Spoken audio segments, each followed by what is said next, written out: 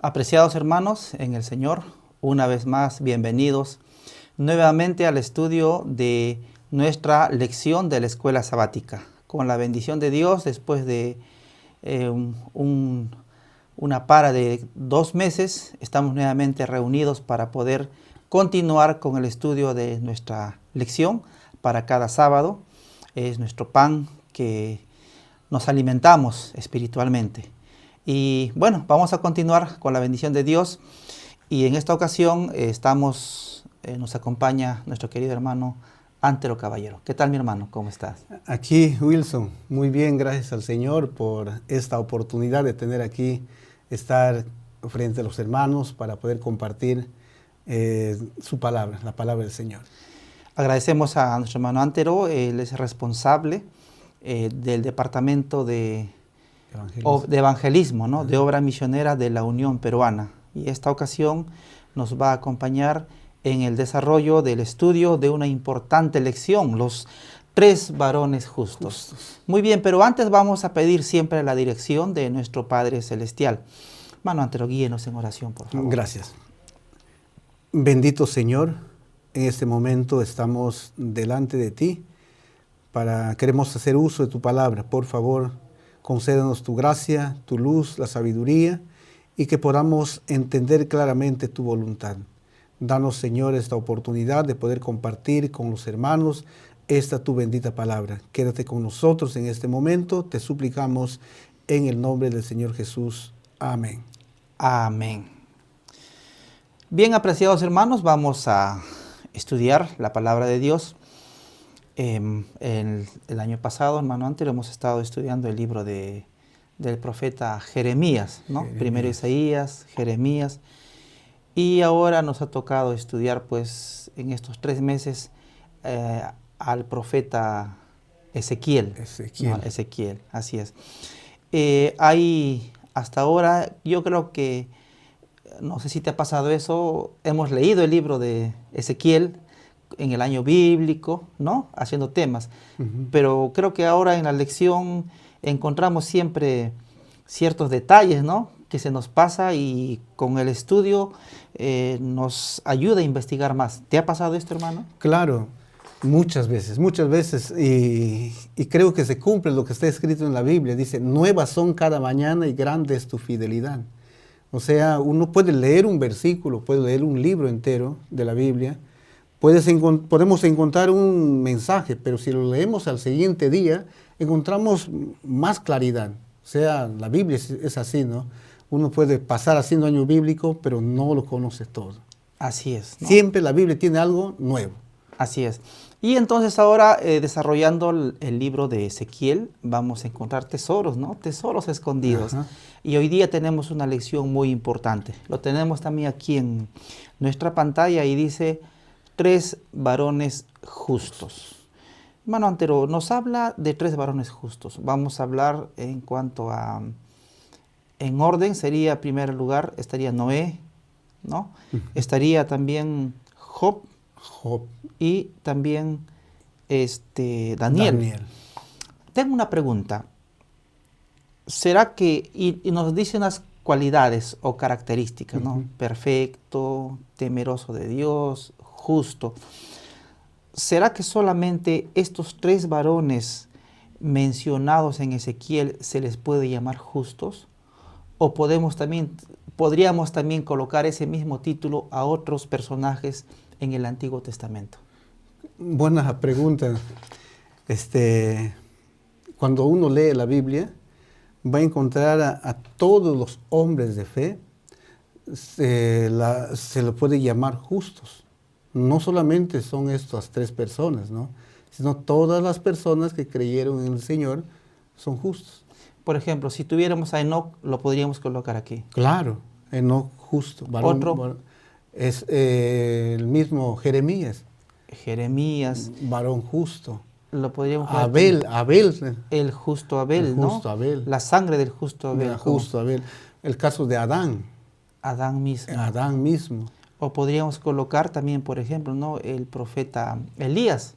que se fue vivo al cielo. Exacto. El otro que se David, fue... David, un varón, dice la Biblia, conforme al corazón de Dios, ¿no? Un hombre justo.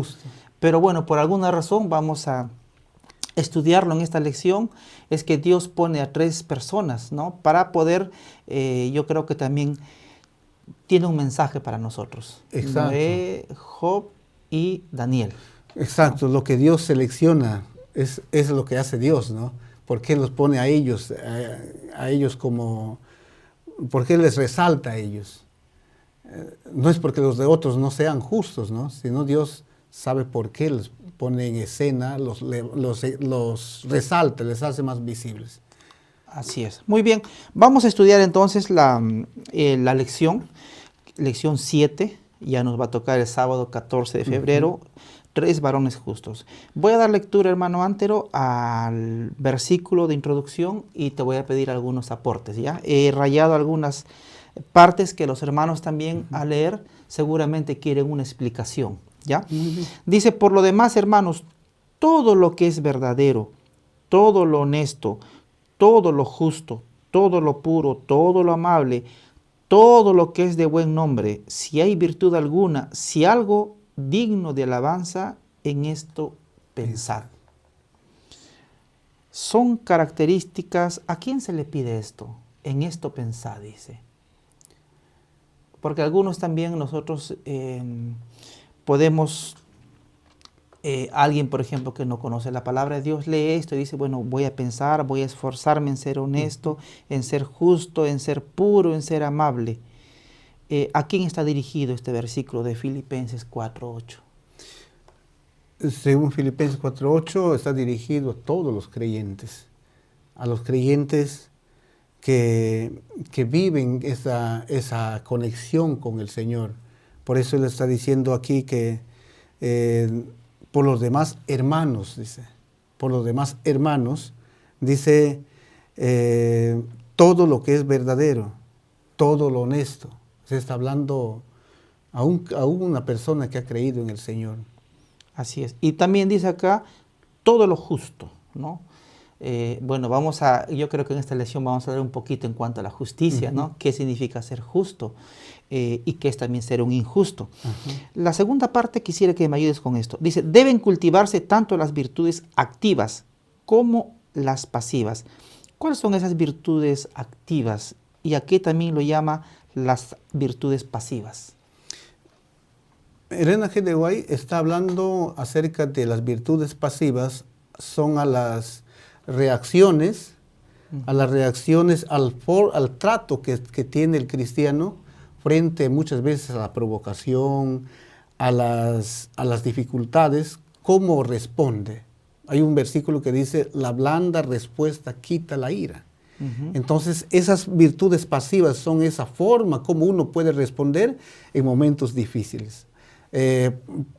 Mostrar esa amabilidad, mostrar el manejo del temperamento, el carácter. No poder ser llevado por las dificultades, poder herir a otros, sino ser personas con ese tino de poder hablar palabras sencillas, palabras que edifican, palabras que construyen.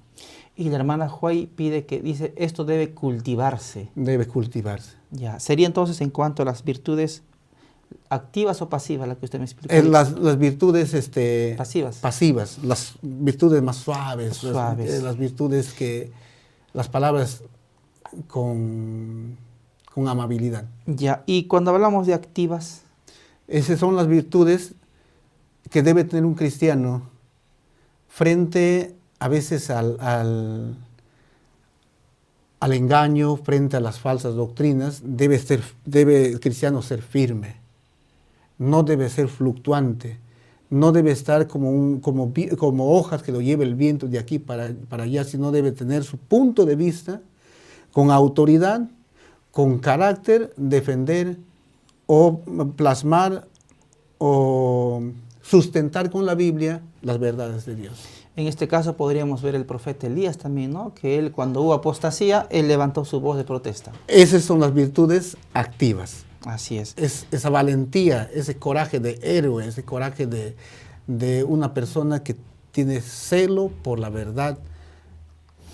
Claro, porque mira, a veces también, hermanos, cuando nosotros tenemos, yo creo, debemos cultivar, algunos tal vez somos muy callados, ¿no? Y nos falta mejorar, ¿no?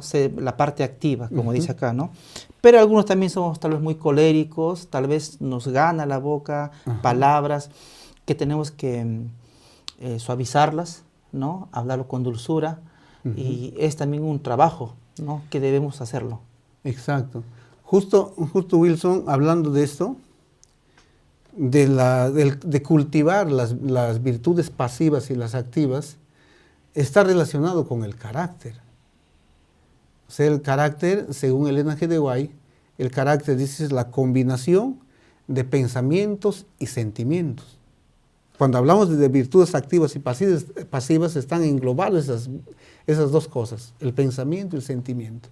Y el carácter es la cualidad del alma que se muestra en la conducta. Entonces,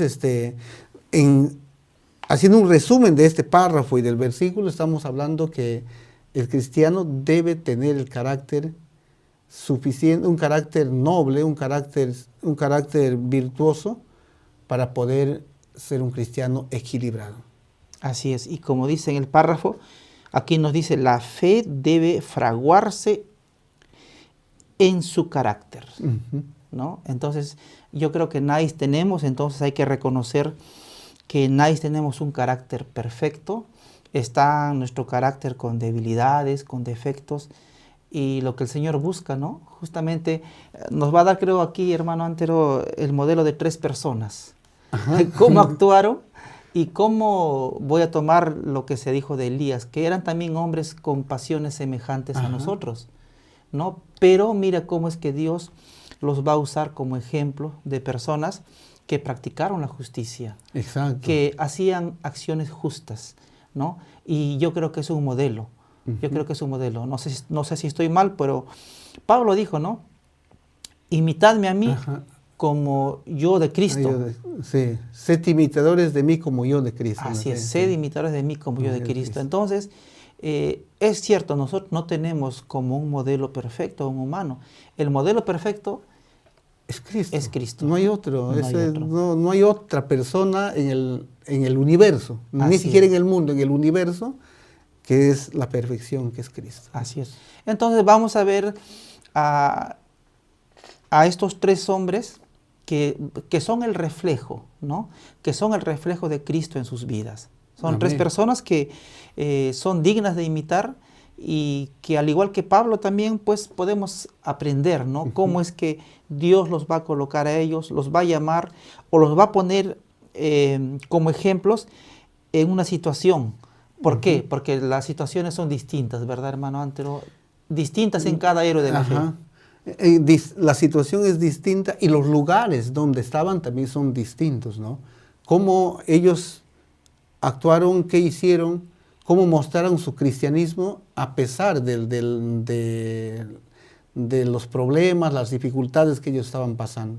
Yo creo que eso debe abrirnos un panorama a nosotros para poder también actuar de esa manera en circunstancias, sean buenas o malas.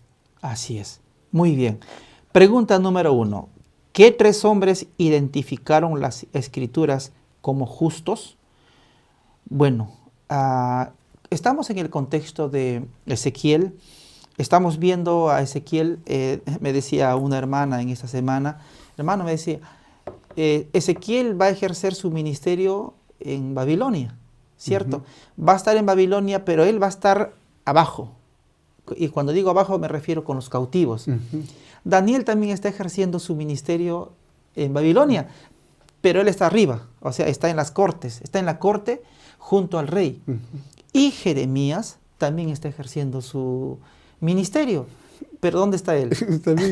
Está en los cautivos, perdón, él está en Jerusalén y está justamente pues ya en situaciones muy diferentes a los profetas. Y restringido su libertad, porque a veces estaba en la cárcel, ¿no? Entonces, ¿cómo es que Dios también, mire, cómo es que va a brillar la justicia, va a brillar el ejemplo, el carácter, de cada persona, como dijiste, en diferentes situaciones y en diferentes lugares. La regla es la misma. Dios que pide de nosotros como cristianos. Los frutos. Si el árbol es bueno, donde esté, los frutos van a ser buenos. Exacto. Sea que estés en Babilonia, sea que estés en Jerusalén, o sea que estés pues ahora en la ciudad que estés, los frutos van a ser los mismos. Es que estés en Sion, ¿no? En Sion.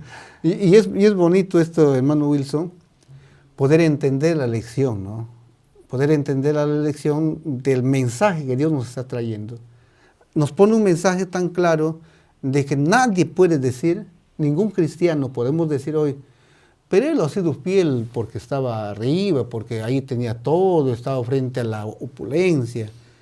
Pero eso podría decir uno que está pasando momentos, que está en la pobreza, que está en la miseria de repente, ¿no? Pero no, aquí en estos tres hombres están todo, la parte, en la cima del éxito algunos, delante de gente de renombre del mundo, pero también vemos a un Jeremías en la cárcel. Pero ahí en ese lugar él mantuvo esa fe. Así como Jeremías mantuvo su fe, Daniel en la corte de Babilonia igual manera. O sea, eso es lo que nos pone para cualquier cristiano. Aquí nadie puede decir, hoy tú eres fiel porque estás arriba. Exacto. No, eso es para todos. Así es, ¿no? Entonces vamos a ir, hermanos, descubriendo ciertos detalles que nos van a ayudar a comprender mejor, ¿no? El propósito por el cual Dios va a poner a estos tres varones en el libro de Ezequiel como ejemplo para nosotros. Pregunta 1, bueno, ¿qué tres hombres identificaron las Escrituras como justos? Tenemos, ya dijimos, ¿no? Estos tres hombres. Tenemos a Noé, tenemos a Daniel y tenemos a Job. De la pregunta 2 a la 7, hermano Antero, vamos a estudiar a cada uno de forma separada. De forma separada. Pero en la pregunta 1 vamos a detenernos un poquito en cuanto, ¿por qué los llama justos? Es interesante, ¿no? ¿Por qué los llama justos? Es interesante ver por qué Dios les llama justos. Creo que debemos de empezar desde la causa para ir viendo los resultados, ¿no? Una persona es declarado justa cuando cree en el Señor, cuando recibes la justicia de Cristo. Eso Dios lo declara justa a la persona. Por eso, desde ahí debemos de partir. ¿Por qué lo llama justo? Porque ha creído en el Señor. Ha creído en Él y Dios lo declara justo. Y todo creyente es justo. Porque alguien puede decir, lo llama justo porque hace obras de justicia. Exacto. O por sus buenas obras justas, ¿no? justas. Por sus actos justos, por eso es justo.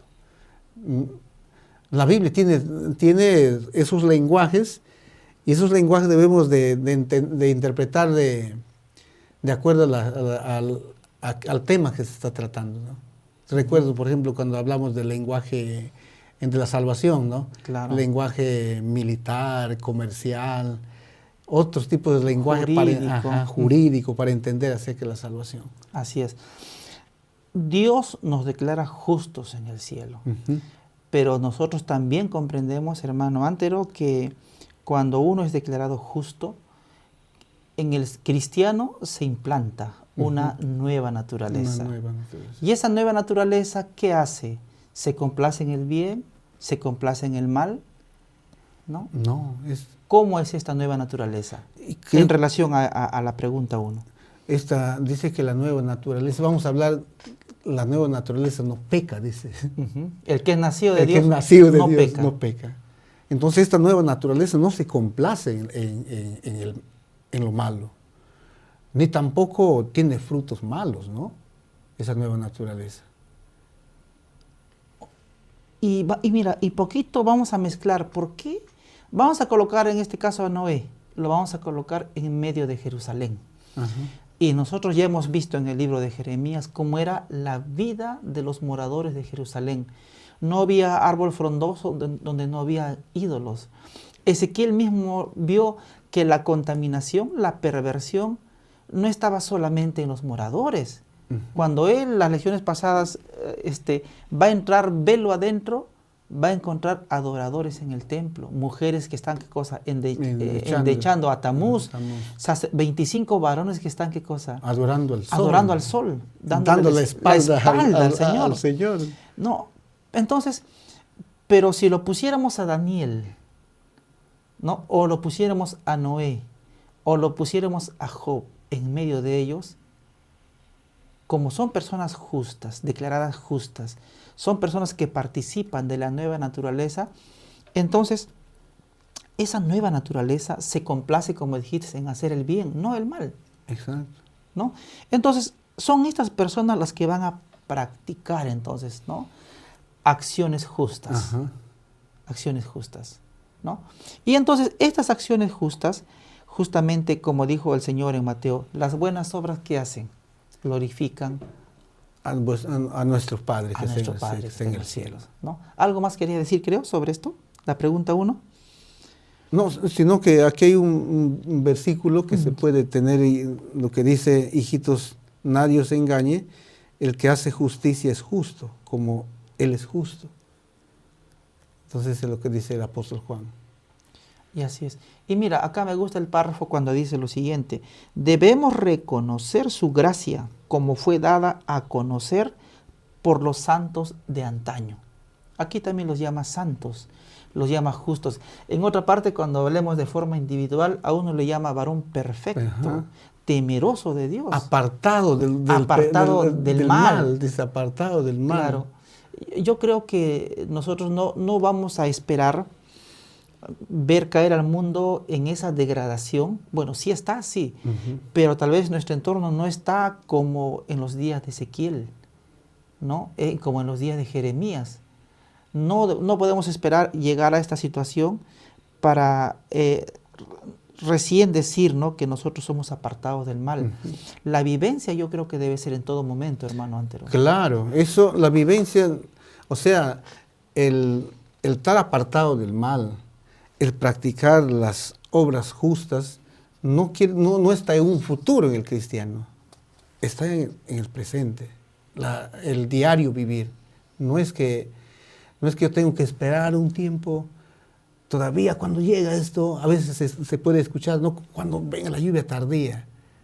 Vamos a ser justos. Recién vamos a empezar. No, la vivencia de un cristiano es todos los días. Es diaria. Es diaria. Cada día muero, nos dice el apóstol Pablo. Ya.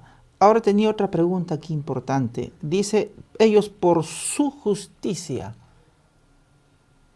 Mira, por su justicia, como que da a entender que fuera algo propio de ellos, ¿no? Inherente. Por su justicia, dice, librarían únicamente sus propias vidas. Este versículo habla en relación, yo creo, a una salvación, se podría llamar individual, o sea, lo mejor que hagamos, porque ese es el tenor, ¿no? Salvarse de la destrucción. Exacto. ¿Puedo yo como cristiano, puedo yo como líder salvar a mi familia? ¿Puedo yo? Influye, pero que yo pueda salvar a otros. No, tajantemente dice la Biblia, no puede salvar a nadie. O sea, nosotros no somos salvos colectivamente.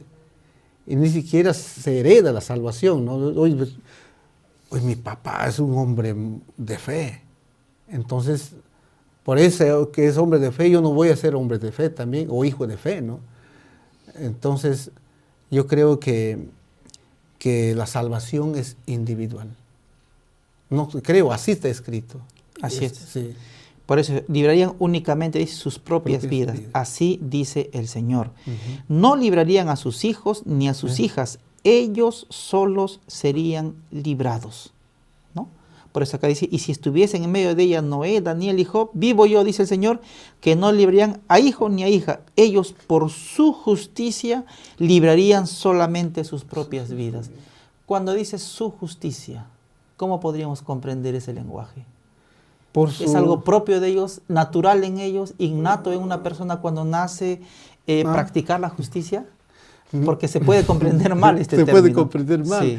Buena pregunta, me parece que está en Miqueas. En Miqueas dice, hablando más o menos la idea, que el ser humano aborrece lo bueno y ama lo malo. O sea, esa justicia no es propia del hombre. El hombre necesita una justicia ajena.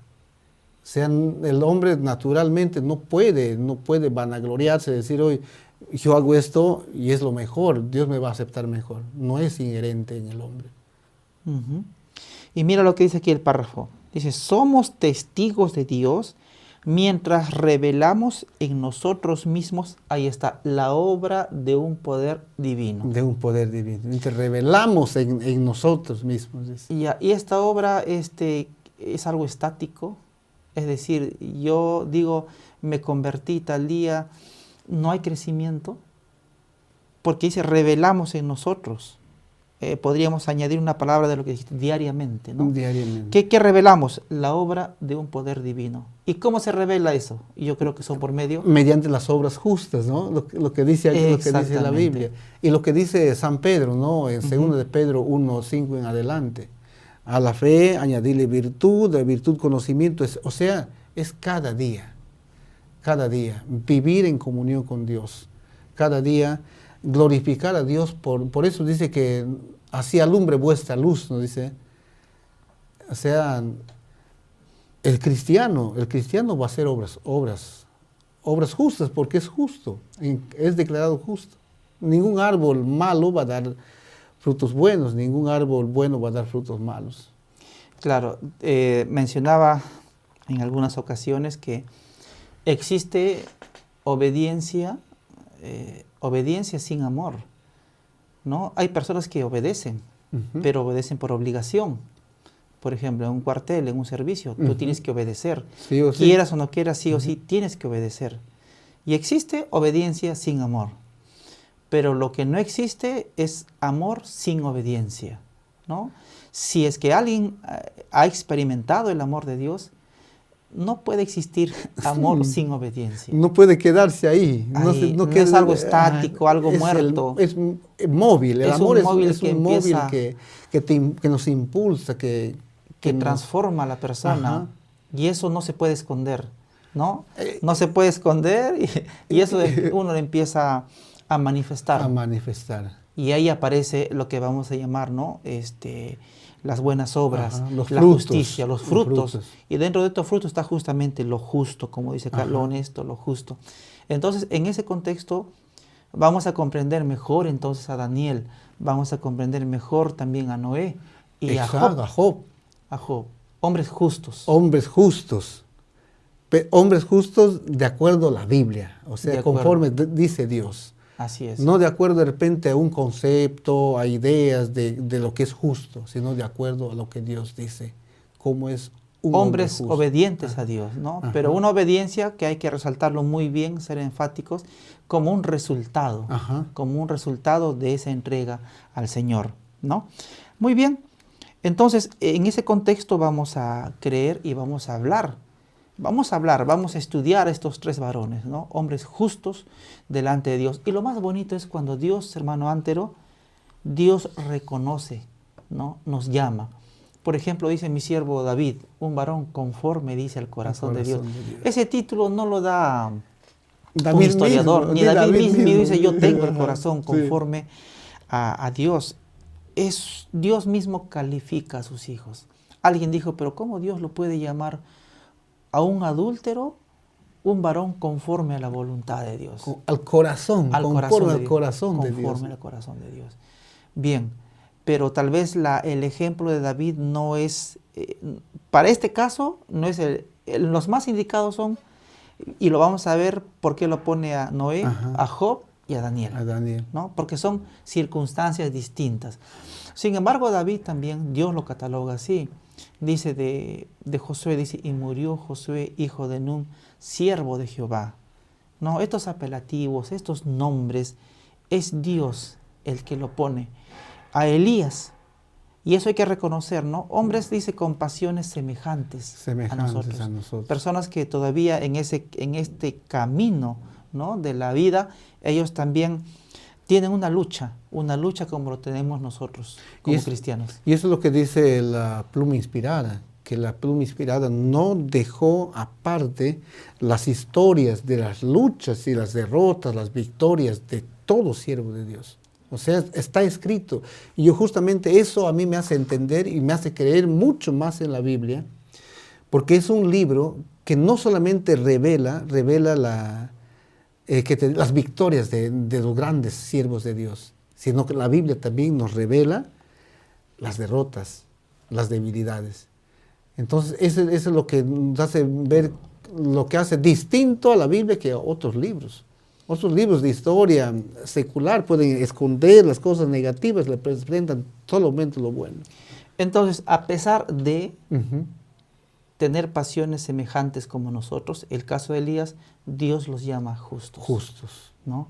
Los llama justos no por algo inherente en ellos, sino porque justamente ellos, al igual que todo cristiano, ¿no?, está escondida en la justicia de Cristo. Exacto, lo que dice Pablo, Lo ¿no? que dice Pablo. Vosotros estáis escondidos en Cristo, en Dios, dice ahí.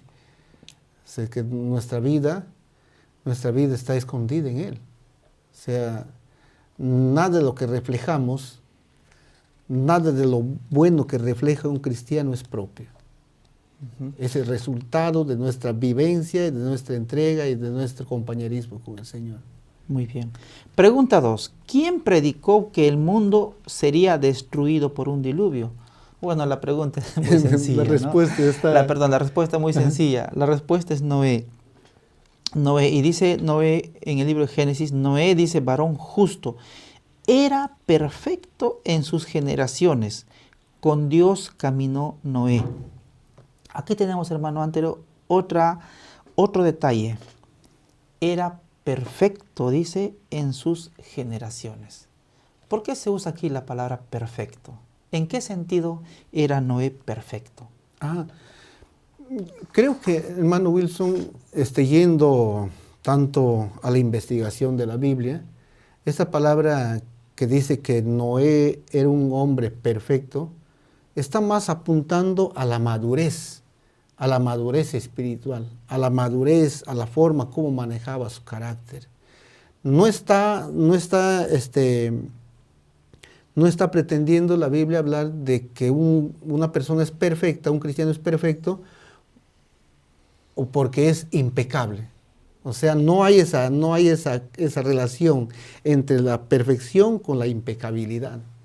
O sea, cuando hablamos de perfección estamos hablando de un cristiano maduro, de un cristiano que verdaderamente tiene el carácter semejante a la de Cristo, ¿no? No es que va a tener el carácter semejante al de Cristo, tiene el carácter semejante al de Cristo, una persona madura que maneja su vida, que maneja su carácter. Muy bien. Como dijiste, una persona que tiene, ¿no?, que refleja el carácter de Cristo. No lo vamos a mirar solamente como un evento escatológico, futuro, sino algo ya presente. Porque dice, Noé era un varón perfecto. Era perfecto. Era perfecto. Era. Así es. No dice que Noé va a ser, que Noé va a tener un carácter perfecto. Era un varón perfecto. Yo creo que eso debe traernos a nosotros también un poquito pensar, ¿no?, que la perfección no es un evento futuro. No es un caso que hoy, en el último momento, la perfección en el Señor, la madurez de la vida cristiana es cada día. Y algunos confundimos el término perfecto con perfeccionismo, ¿no? Que hoy está de moda este término, ¿no?, de perfeccionismo. Mira, pero si hablamos de perfección, pues podemos pensar en una vida intachable, sin ningún defecto. Sin embargo, nosotros vemos a Noé, por ejemplo, en la embriaguez de Noé, ¿no? Exacto. ¿Cómo se llama? Una persona que cometió un error, ¿no? Y eso está después del diluvio. Pero sin embargo, cuando se hace el relato, antes del diluvio, justamente describe a Noé como un varón perfecto. Y perfecto, vamos a llamarlo así, como una persona que describe toda su vida. Pero sin embargo, más adelante vemos que es una persona, a pesar de ser perfecto, sin embargo, tuvo un tropiezo. Tuvo un tropiezo, exacto. ¿No? Pero dice la Biblia que si 7 veces cae el justo, 7 veces se levanta. 7 veces se levanta. Se levanta. No hay hombre en el mundo que nunca peque. Que usted me También sí. en Eclesiastés, Sí. ¿no? Entonces, hermano Wilson, entonces por ahí pensando en esta palabra de la perfección, determinamos que perfección no es igual que ser impecable, intachable, ¿no? inmaculado. Inmaculado. No, la Biblia estamos viendo que presenta pues el concepto bíblico es muy distinto, Muy ¿no? distinto, a lo ¿no? que muchas veces nosotros podemos tener en nuestra mente occidental, ¿no? Ajá. Una persona que está intachable, como dices tú, una persona inmaculada. Solamente el único ser inmaculado fue nuestro Señor Jesucristo. O sea, no tiene que ver con eso que ya nunca no peca ni en pensamiento, o sea, que no sé que es totalmente limpio. Claro, nosotros, por ejemplo, si dijéramos, por ejemplo, si estuviera el Señor y tuviera que hablar por nosotros, qué hermoso fuera que dijera, ¿no? Y Antero, varón perfecto, Wilson, un varón perfecto, o no sé, ¿no? Al pastor tal, varón perfecto, o al miembro de iglesia, un varón perfecto, porque esa es la voluntad de Dios, ¿no? Pero siempre hay que colocar a pesar de, porque vemos aquí en el caso de Noé. Antes del diluvio vamos a ver a Noé pregonero de justicia, a Noé predicando, dice que cada martillazo era un mensaje, ¿no? Pero sin embargo era como Elías, una persona sujeta a pasiones como las nuestras, sí. debilidades, pero él no se gozaba en las debilidades. Si alguna vez se tropezó es porque tal vez dejó de mirar al Señor, porque justamente eso pasa en el cristiano. Como Pedro, ¿no? Como Pedro. Volteamos por mirar con un aire de triunfalismo y nos hundimos. Hundimos.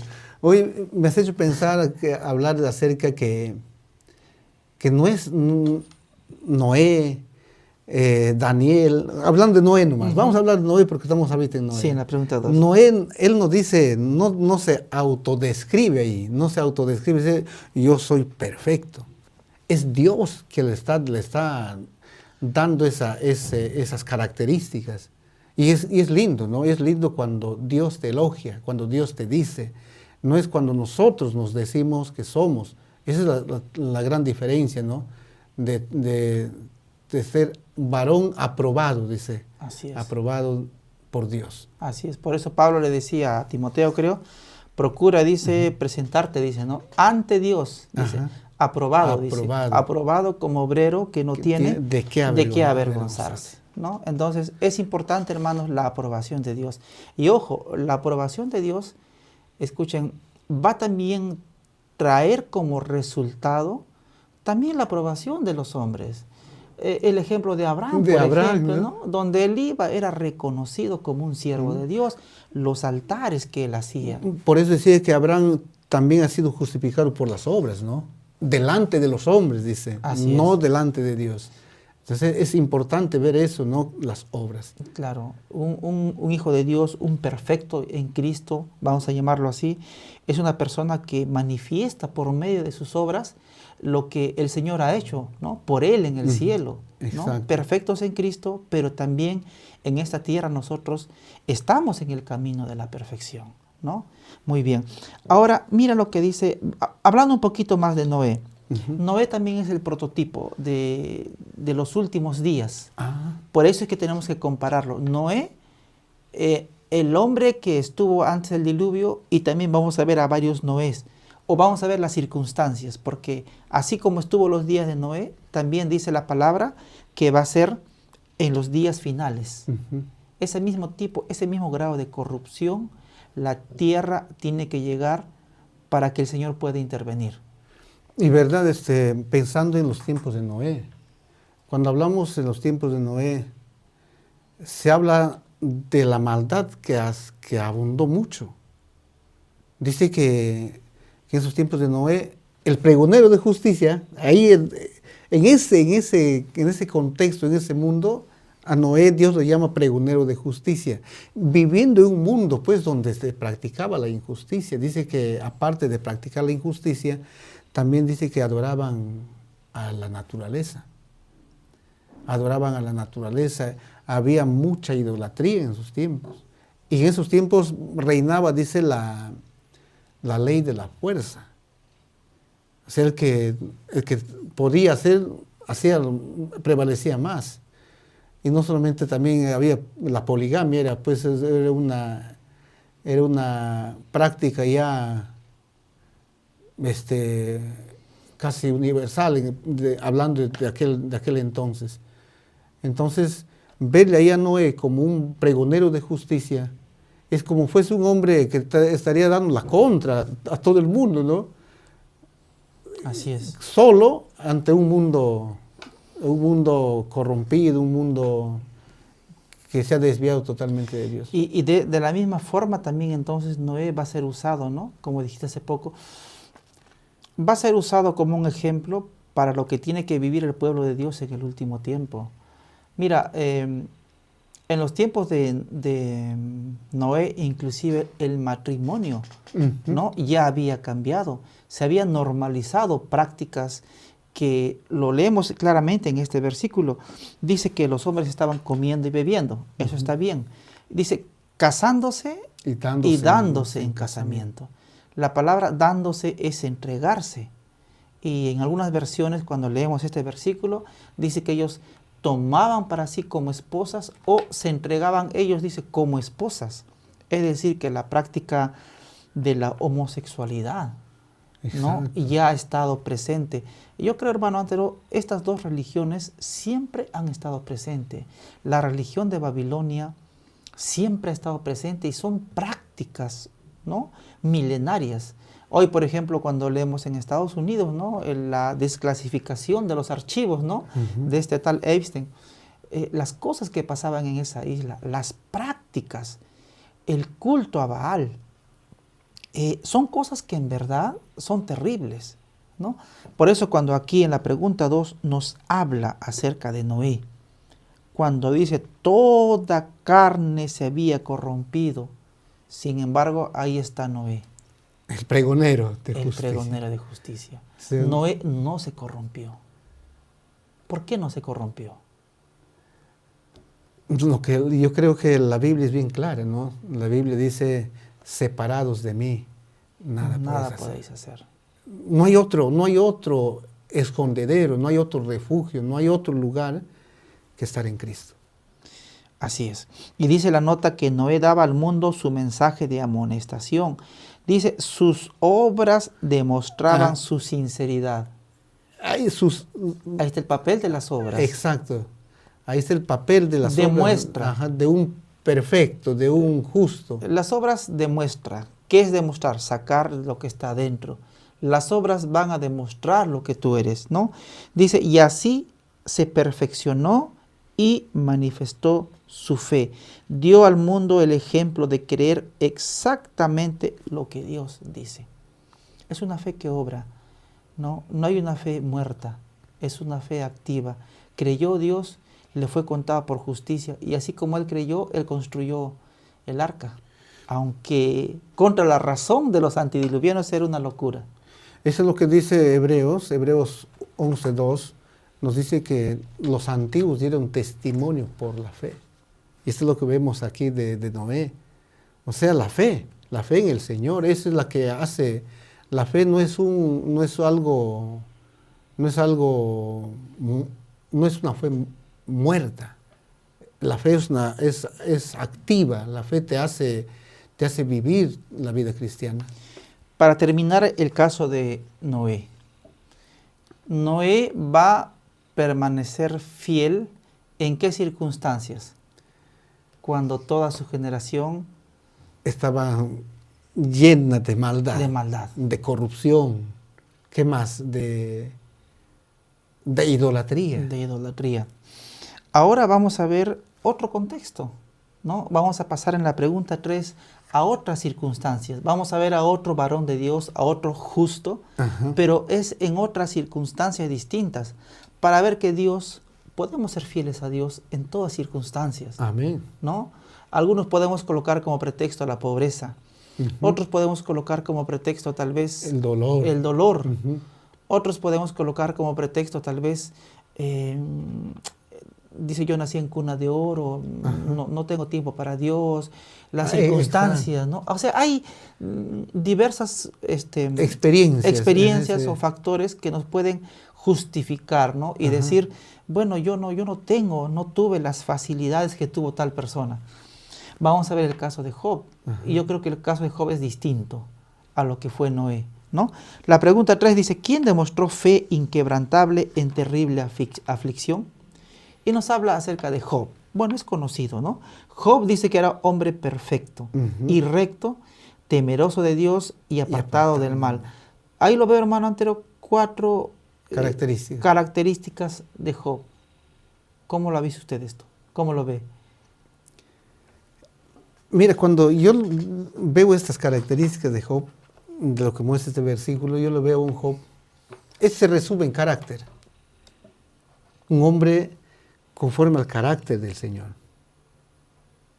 Conforme al carácter del Señor. Y cuando vamos leemos este versículo 1, y cuando leemos el capítulo 2, ahí vemos a Job como si Dios le está añadiendo otra característica más, la integridad. Entonces, esto quiere decir que Job fue una persona que ha vivido su fe y que Dios mismo le está dando esas características de cómo es una persona temerosa de Dios. Mira, para que los hermanos nos puedan comprender mejor, en el caso de Daniel, hermano Antero, el problema venía de afuera, el círculo, ¿no? Las amistades, la familia, su entorno corrompido. Pero hay otra forma también cuando el cristiano es probado, y es el caso de Job. Ya no es de afuera, en sino la propia familia y en la propia carne. En la propia carne. ¿Por qué hablamos de su familia? Directamente de la mujer. La mujer debe ser la ayuda idónea, la que nos pueda ayudar. Pero ¿qué pasó en el caso de Job? No sucedió conforme como Dios lo ha requerido, ¿no? No se le ve a la mujer ayudándole en estas circunstancias, al contrario. Él recibió rechazo.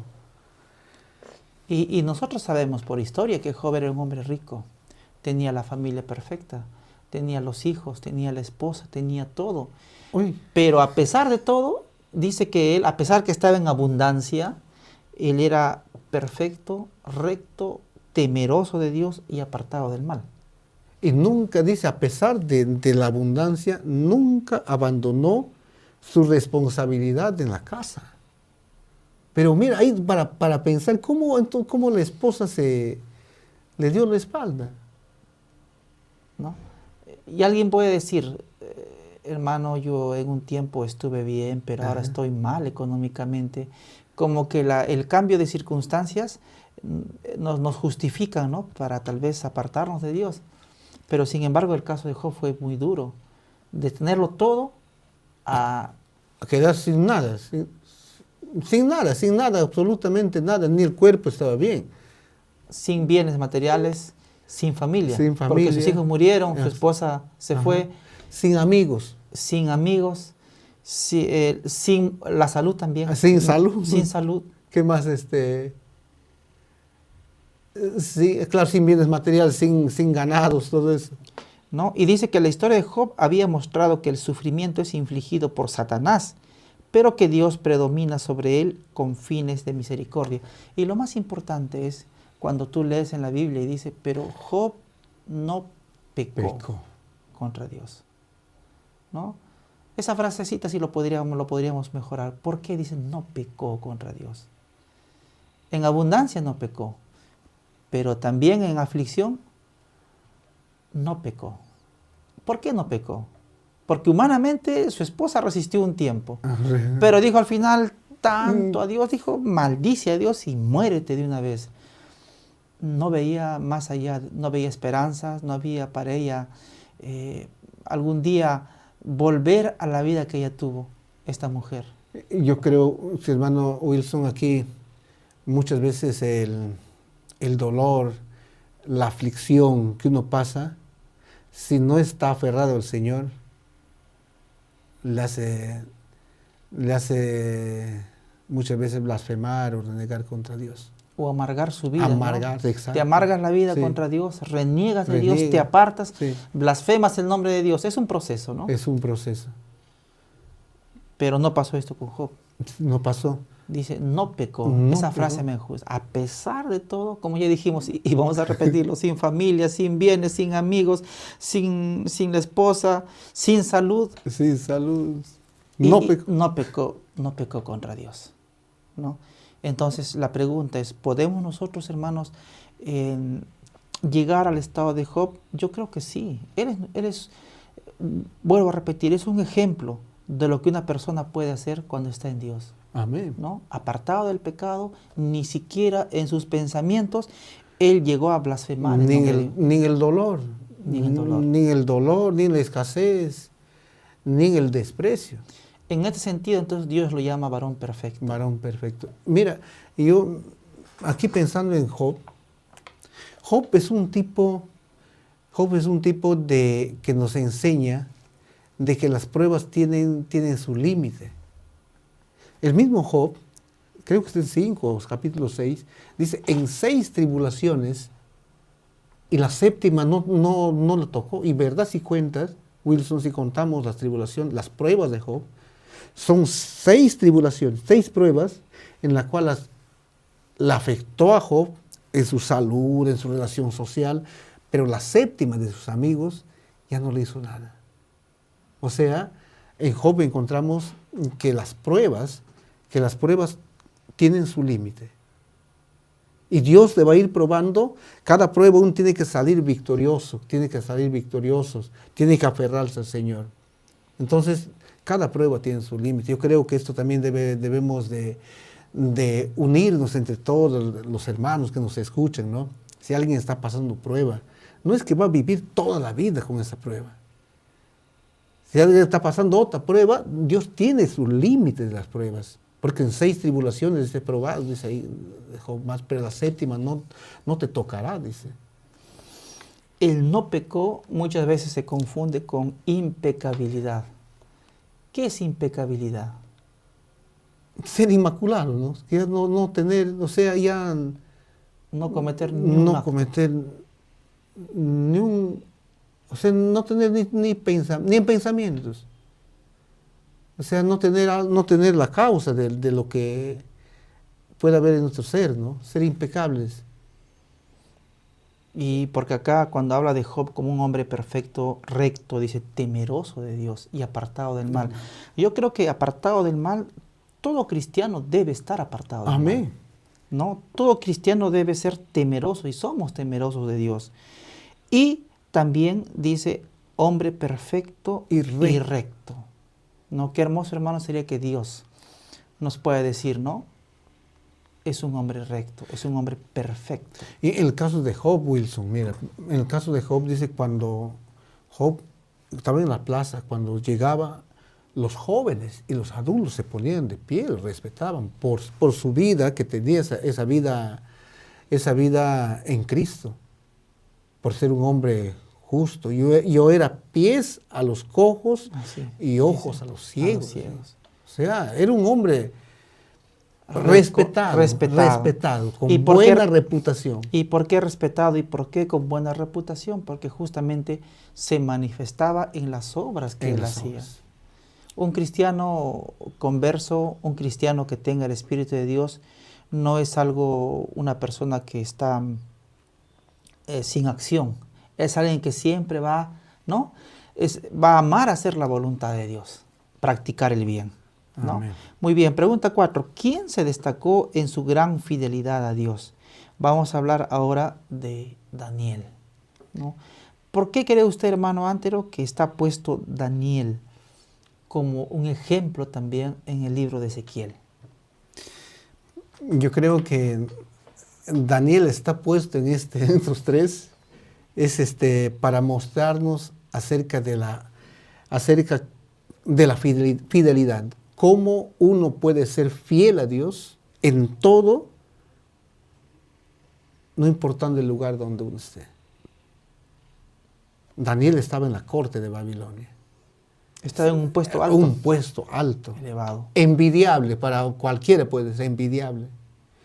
Y no solamente envidiable, de decir, hoy él tiene un puesto con privilegios para poder ser, para poder vivir mejor como según el mundo. Sin embargo, Daniel se le pone allí para hacer resaltar la fidelidad a Dios, aún delante de los grandes hombres de la tierra. Y para que los grandes hombres de la tierra puedan dar testimonio de que Dios es grande para transformar a una persona caída y corrupta por el pecado, para que pueda dar testimonio de Él con su fidelidad. Y eso es Daniel. Daniel dio testimonio tanto en conocimiento, frente a esos grandes sabios, pero dice, era 10 veces mejor.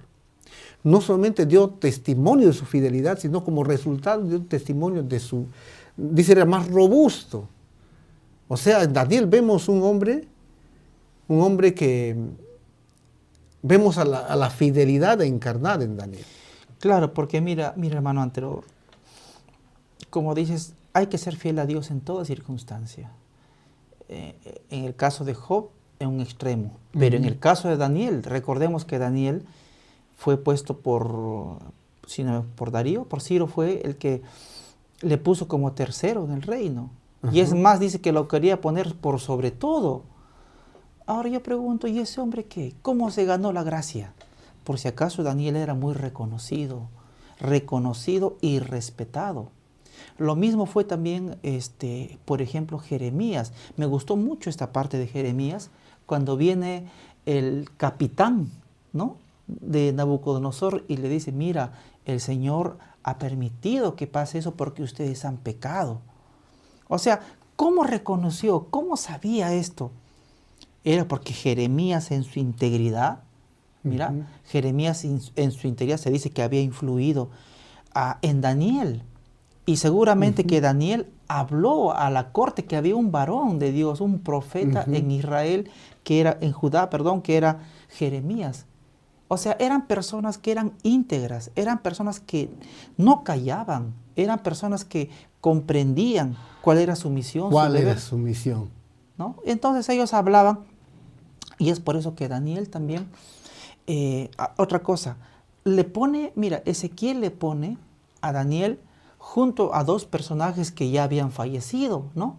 Eran pues Noé, cientos de años. Cientos de años, ¿verdad, no? Lo ponemos a Job también hace cientos de años. Pero cuando dice yo voy a poner a Daniel, dice en medio, hay que preguntarse, cuando le pone a Daniel, ¿estaba muerto Daniel? Estaba vivo. Daniel estaba ejerciendo su ministerio, ¿no?, en la corte. Y no solamente eso, Wilson, o sea, si vemos a Daniel, lo vemos a un joven. Un joven ahí. Un joven y ya es considerado justo, perfecto, exacto, delante de Dios. Algunos lo tomamos, hermano Antero, como un premio, la perfección, cuando ha culminado nuestra vida. Ajá. Y no hemos tenido ni un error, o desde que hemos conocido al Señor, ni un defecto, ajá, ni una acción. Hemos tenido una vida perfecta. Pero mira aquí el caso de Dios, lo llama a Daniel siendo joven. Siendo joven. Y ya es perfecto delante de Dios, es temeroso, es justo. Es justo delante de Dios. O sea, ¿qué nos enseña con esto? Nos enseña que la vida cristiana no es una vida al futuro. Al futuro. Cada día muero yo, dice el Señor. Conságrate a Dios todas las mañanas, este es tu primer trabajo. O sea, la vida piadosa, entregada al Señor, esa es la que va a dar resultados no en el futuro, sino en el presente. Te hago una pregunta, de acuerdo al correcto concepto de perfección, de acuerdo al correcto concepto de ser justos, ¿un cristiano debe llegar a ser justo? ¿Puede ser justo? ¿Es justo? En Cristo Jesús.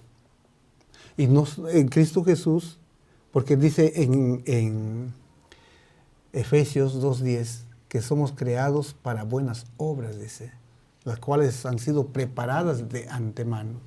En el cielo declarados justos, perfectos, pero en la tierra debe reflejarse Debe reflejarse esa perfección, debe reflejarse en las obras. En las obras, ¿no? Y como un resultado de un nuevo nacimiento, porque el que es nacido de carne, carne es, pero el que es nacido del de espíritu es. Y como dijo Pablo en Gálatas, ¿no? Vamos a ver las obras, los frutos del Espíritu. Del Espíritu. Gozo, paz, paciencia, benignidad, bondad, fe, mansedumbre. Así es, ¿no? Entonces, nosotros debemos tener muy en claro entonces el concepto correcto, ¿no? De lo que es justamente ser justos o perfectos. Perfectos. Y comprender también que ver la justicia, las obras de justicia como un resultado, ¿no? Como resultado. O sea, diferenciar bien claro, como dijiste, lo que es perfeccionismo y perfección, ¿no? O sea, el Señor cuando nos dice que somos perfectos, no está diciendo que somos impecables. Impecables, que en el caso de Noé, ¿no? O sea, yo creo que eso debemos de diferenciar bien para no caer de repente en el error del perfeccionismo, ¿no? De pensar que ya somos impecables, que ya incluso que toda nuestra naturaleza pecaminosa ya no tiene nada que ver en nuestro ser. Algunos pueden pensar hasta que está desarraigado. Entonces... Bueno, esto entonces es lo importante, ¿no? Por eso es que nosotros, como dijiste hace rato, separados de mí, nada podéis hacer. Yo creo que aquí está el punto principal. ¿Cuándo un cristiano peca? Cuando nos separamos de Dios. Y hace poco dijimos el caso de Pedro, ¿no? Pedro le dijo, Señor, si eres tú, anda que yo camine sobre las aguas. Y el Señor le dijo, ven. Y Pedro empezó a caminar. Pedro confiaba plenamente en Dios y empezó a caminar. Pero también dicen los testimonios, ¿no? Que cuando él voltea para mirar con aire de, ¿no? a los demás como decir, yo camino y ustedes no, se hundió. Y por eso Jesús le dice, hombre de poca fe, ¿por qué dudaste? O sea, el mirar a los compañeros, el apartar la vista, ya es duda. Ya es duda. Es duda. Exacto. ¿No? Ya es duda. Te concentras en ti mismo y empiezas a mirar para reflejar tu supremacía, perdimos. Nos hundimos. Nos hundimos. Por eso dice la pregunta 5, ¿qué fue y es lo más importante para todos? Más buscad primeramente el reino de Dios y su justicia. Y aquí está lo bonito. Y todo lo demás serán añadidas. Oye, qué lindo, ¿verdad? O sea, Dios nos pone tan claras las cosas. O sea, lo primero. No podemos dejar lo primero para ir a lo segundo. Primero es buscar a Dios. Primero es estar en Dios para que todo aparezca, para que todo florezca, para que todo se pueda ver. Por eso dice el Espíritu de Profecía que Dios no nos pide a nosotros que produzcamos frutos, sino más bien nos pide el Señor que estemos unidos al Señor, a Él, separados de mí, dice. No nos dice, oye, produzca frutos, sino dice, ustedes tienen que estar unidos, así van a tener frutos. Y la unión justamente va a dar como un resultado los frutos. Exacto. ¿De qué le valdría al enemigo, no? A un cristiano cortarle los frutos, cuando esa unión abajo va a seguir dando los frutos. Exacto. Entonces lo que el diablo sabe es el secreto para que el cristiano no pueda producir frutos, él tiene que cortar la comunicación, la relación con Dios. Cortó esa relación, entonces a futuro no hay frutos. Ya no hay frutos. No hay frutos. Eso es lo que no pudo hacer con Job. Satanás no pudo. Lo quitó todo. Le quitó todo, los frutos, pero no le quitó esa comunión con Dios. ¿Cómo voy a pecar? Dice. A la esposa le digo, como cualquier mujer, hablas de esto. La pregunta 6 dice, ¿qué tuvieron en común estos tres hombres? Estamos llegando a la parte final de la lección y aquí hay una pregunta muy bonita. ¿Qué tuvieron en común estos hombres? Ya creo que hemos hablado de la dependencia de Dios. De la dependencia de Dios por la fe. Por la fe. Ellos eran hombres de fe. Exacto. ¿Y por qué decimos que eran hombres de fe? porque han puesto toda su confianza en el Señor. No, era todo, todo. Por eso en Hebreos nos dice que Noé, por la fe, dice. O sea, vivir por fe es poner toda nuestra confianza en Él. Ya no vivimos, ya no andamos por vista, dice, sino por fe. Esa confianza, esa certeza de que Dios existe, de lo que Dios hace las obras. Ellos alcanzaron, como dice Hebreos 11, conquistaron reino, en caso de otros, alcanzaron alturas impresionantes. Hoy hablar de un Job, hablar de un Noé, hablar de un Daniel, alcanzaron pues metas muy grandes. Yo creo que esas mismas metas para nosotros como cristianos es posible, pero acá dice, nadie llegará a las alturas sin esfuerzo perseverante en su propio beneficio. Todos deben empeñarse por sí mismos en esta guerra. Nadie puede pelear por nosotros. Y en ese sentido es cierto, ¿no? Así como dijo el versículo al comienzo, ni Daniel, ni Job, ni Noé podría salvar a otro, ni a sus hijos. El esfuerzo entonces, hermano Antero, ese esfuerzo de estar en comunión con Dios, porque ese es nuestro esfuerzo, no separarnos. Esa va a ser nuestra victoria. Y eso es lo que el diablo sabe, quiere atacarlo. Dice, para eso tiene que haber un esfuerzo perseverante. Y perseverante y personal. Y personal. Personal. Porque si permitimos que el diablo nos quite esa comunión con Dios, ya ganó. Ya ganó. Ya ganó. ¿Por qué? Porque lo que está diciendo aquí, si Daniel está ahí, él va a vivir su fe. Job, él va a vivir su fe, su comunión con Dios. Pero eso no me puede traspasar, no me puede dar, puede influenciar, verle cómo está viviendo su fe, pero no me ayuda en casi nada de lo que yo personalmente voy a tener una comunión íntima con el Señor. Todos deben empeñarse por sí mismos en esta guerra. Por sí mismo. En esta guerra. ¿Cuál guerra? La guerra justamente de permanecer en el Señor. De luchar la guerra más poderosa, más fuerte que debemos hacer contra nosotros mismos.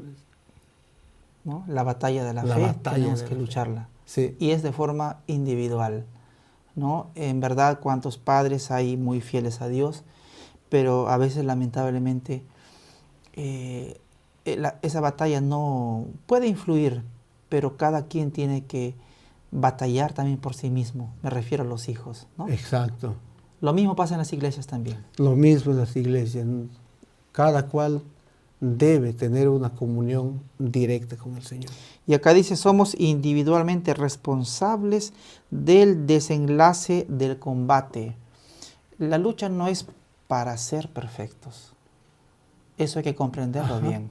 La lucha está para que nosotros podamos estar siempre ligados de Cristo. Y como resultado de esa unión, ¿qué va a pasar ahora?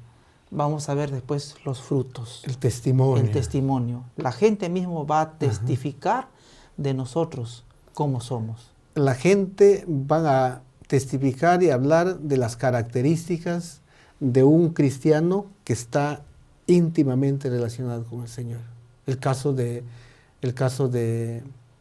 hablando de un profeta, creo que era Samuel, dice, una mujer pagana le habló acerca de Samuel, de su vida de justo, de su vida de cristiano. Paganos o sea, personas que no conocen a Dios, las personas que conocen a Dios van a ver la obra de Cristo en nosotros. Muy bien, que Dios entonces nos ayude, hermanos. Estamos llegando a la parte final y a que podamos nosotros perseverar, que podamos estar unidos en Cristo, que si ya el Señor nos ha declarado hechos justos en el cielo, pero también es menester ver las obras, porque un cristiano de forma natural se puede ver un cambio, ¿no? Se puede ver un cambio y esforzarnos, ¿no? Justamente para estar en comunión con el Señor. Quiero terminar con esta pequeña observación. El diablo sabe dónde está el secreto de la victoria. Lo sabía en Daniel. Por eso cuando los hombres buscaron, dice, ¿cómo podemos a este hombre hacerlo caer? sabían que su éxito terrenal, sabían que su éxito en el poder ya estaba ligado al éxito espiritual. Mira eso. Por eso dijeron, no encontramos nada en este hombre. Lo que sí encontramos es algo, que este Daniel todos los días, 3 veces. 3 veces al día, él ora a su Dios. Ahí está. Golpeemos, hay que chancar, hay que eliminar la conexión, hay que desligarlo de Dios. Hay que cortar ese cablecito que está ahí. Ese cablecito, y entonces ahora sí es la batalla ganada. Sí. ¿Qué hubiera pasado si Daniel hubiera dejado de orar a Dios?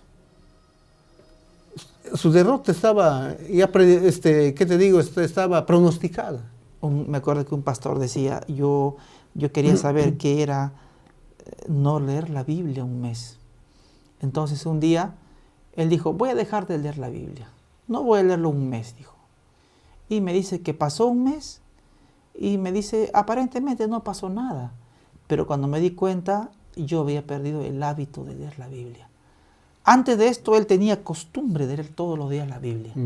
Pasó un mes sin leer la Biblia y de pronto perdió ese hábito. Le costó nuevamente el buen hábito de leer la palabra de Dios. Por eso este párrafo dice, todos estamos empeñados en esta guerra. Nadie puede pelear por nosotros. Mi hermano Wilson, es fácil y rápido desconectarnos del Señor, pero es difícil poder volver a conectar. Sí, eso que pasó con María. Lo perdió a Jesús, rápido lo perdió. Pero ¿cuántos días demoró para que nuevamente vuelvan a estar juntos? 3 días. 3 días. Por eso, hermanos, es fácil desconectarnos del Señor, rápido. Pero volvernos al Señor es lo más difícil. Bien, hermanos, hemos llegado a la parte final de esta lección y espero que con la bendición de Dios sea de ayuda para el estudio de nuestra lección para este sábado. Hermano Antero, muchas gracias por su participación. No, gracias, hermano Wilson, también por el tiempo de poder compartir aquí con los hermanos y que Dios bendiga en gran manera a nuestros hermanos o a todos los oyentes, ¿no? A todos los que siguen esta página de aquí de la Misión Normedio y que sea pues una bendición la lección y muchos ánimos para todos. Así es. Amén. Con la bendición de Dios, entonces, hermanos, estaremos la próxima semana en un nuevo estudio y también para ver qué mensajes nos tiene Dios en la siguiente lección, ¿no? Bueno, que Dios nos pueda bendecir y será hasta una próxima ocasión. Dios los bendiga. Amén. Amén.